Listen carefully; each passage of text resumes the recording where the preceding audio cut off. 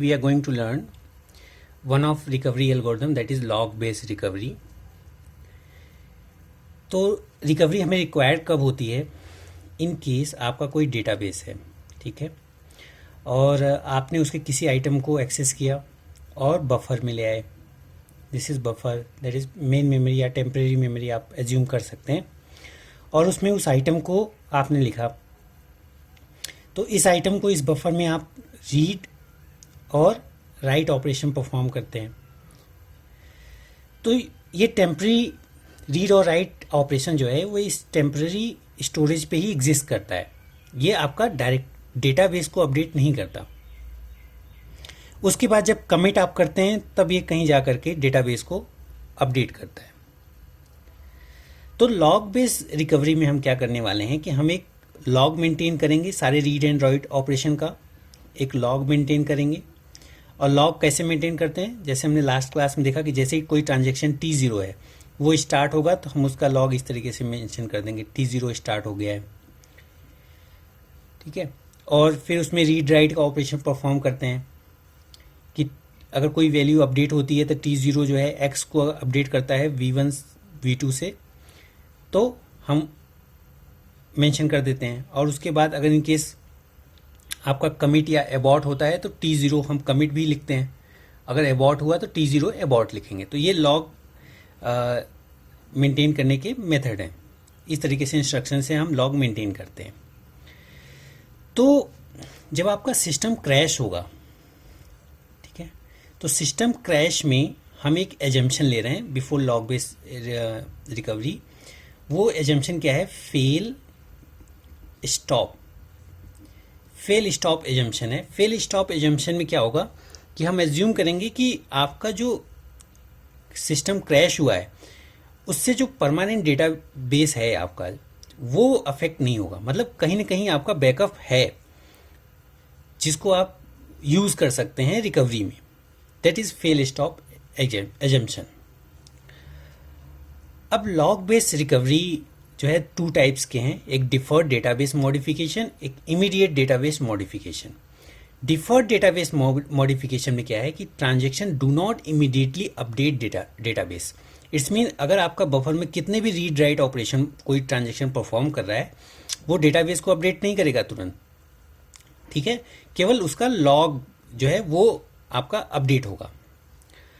और second method है immediate database modification. This schemes allows database updates of an uncommitted transaction to be made as the rights are issued. तो deferred में क्या था कि जब वो पार्शियल कमिट हो जाएगा, इट्स मीन लास्ट में आपका T0 कमिट आप लॉग मेंटेन किए तो उसके बाद जो है आप डेटाबेस अपडेशन स्टार्ट करोगे. लेकिन इमीडिएट में ऐसा नहीं है, तो अनकमिटेड ट्रांजेक्शन भी इसमें अपडेट हो सकते हैं. तो फर्स्ट मेथड देखते हैं डिफर्ड डेटाबेस मॉडिफिकेशन. तो डिफर्ड डेटाबेस में क्या होगा कि records all modification to log but defers all writes to after partial commit. After partial commit का मीनिंग क्या है कि जब आपका पूरा कमिट हो जाएगा.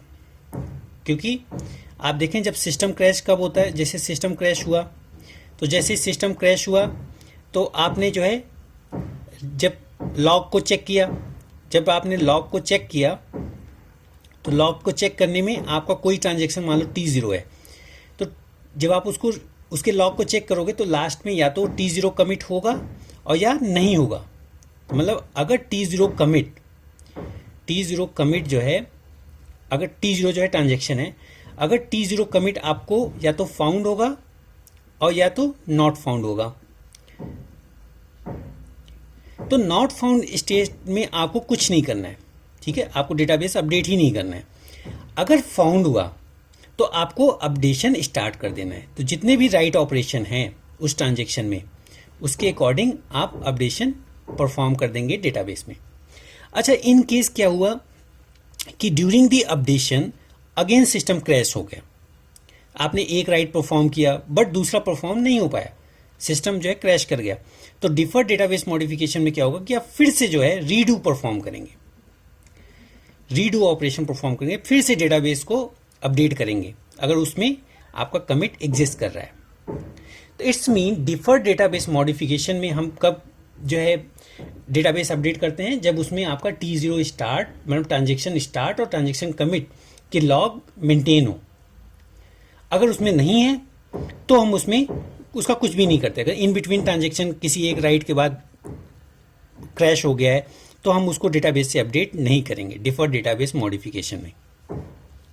तो जब ये लॉग इसने मेंटेन कर लिया और लॉग एक बार डिफर्ड डेटाबेस को एक बार फिर से देखते हैं।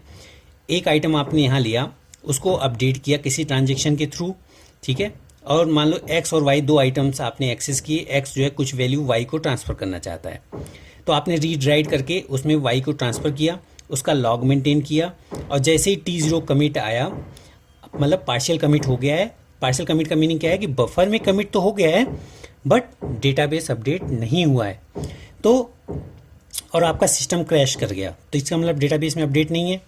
तो आप लॉग चेक किए, लॉग में क्योंकि अपडेशन तो है, तो लॉग चेक किए, उसमें जैसे ही आपको किसी ट्रांजेक्शन का स्टार्ट और कमिट दोनों मिल गया है तो आप उसको डेटाबेस में अपडेट करेंगे। तो डेटाबेस में जब अपडेट करेंगे तो इनके या तो पूरा अपडेट हो सकता है और ये भी हो सकता है कि जब अपडेशन के दौरान भी आपका क्रैश हो जाए और अपडेट ना हो, तो उसको रीडू ऑपरेशन परफॉर्म करेंगे। और ये रीडू ऑपरेशन जो है आपका आइडेम्पोटेंट होगा। आइडेम्पोटेंट का मीनिंग है कितनी भी बार आप यही ऑपरेशन उसमें अपडेट करेंगे तो उसकी वैल्यू में चेंजेस नहीं होंगे। So this is deferred database modification